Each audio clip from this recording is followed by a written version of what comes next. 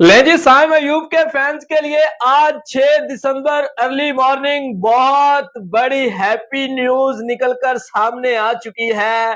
Pakistan cricket board के भैया chairman Mohsin Naqvi sir ने एक स्टेटमेंट जारी की है, जिसमें उन्होंने लिखा है कि साइम अयूब जो है वो 100% चैंपियंस ट्रॉफी का हिस्सा होंगे और वो चैंपियंस ट्रॉफी खेलेंगे भी।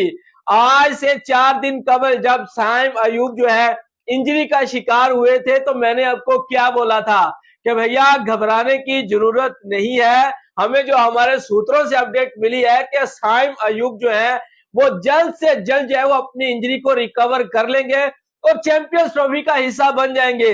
लेकिन उस समय मैंने देखा बहुत ज्यादा मीडिया चैनल्स के ऊपर साइम अयूब की इंजरीज को लेकर टीआरपी लिया गया, व्यूवरशिप अपनी बढ़ाई गई कि साइम अयूब जो है 6 माह के लिए क्रिकेट से दूर हो चुके हैं। साइम अयूब जो है वो 1 साल का समय जो है वो क्रिकेट में वापसी नहीं कर पाएंगे।